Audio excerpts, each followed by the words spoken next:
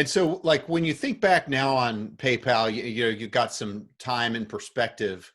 What are some of the things that you learned from the situation or from Peter or the rest of the team that you think helped you become a better entrepreneur that you think other ambitious founders could learn from? And what are the things that you thought weren't so great that you tried to fix the next startups you did?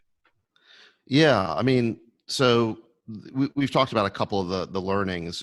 I always try to figure out what the product hook is and what the distribution trick is going to be, because it's kind of it's the combination of those two things that gives you product market fit. You have to create a product that people want to use, and more specifically an initial interaction that people will engage with, because again, layering on the complexity doesn't really help you if you don't have that starting point.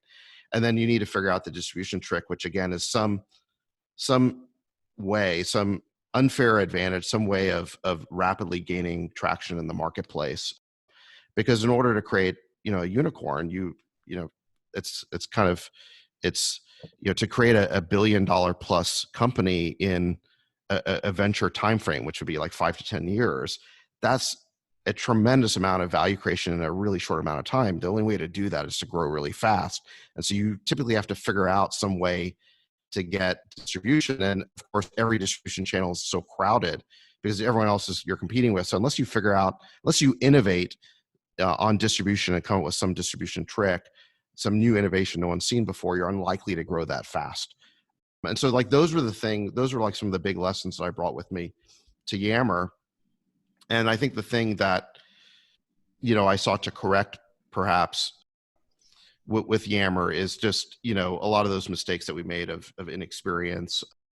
I think Yammer as an organization was perhaps more harmonious, than PayPal. I think the thing that people don't know about that sort of PayPal mafia founding era was just how sort of frictional it was inside the company. You had all these like founder personalities and founder types. I mean, it's incredible, right? You have a dozen people who went on to create, unicorn companies after PayPal, and just to Yeah. have that many founder personalities in, under one roof is actually like a tough thing to manage. And so anyway, when by the time I got to Yammer, I thought I understood how to kind of organize and manage a startup better. And so, it felt Yammer felt like very charmed by comparison. Everything just kind of fit into place, and we were playing organizational Tetris where we were creating the teams that we needed just as we needed them and sliding them into place, and the whole thing just felt like very fluid.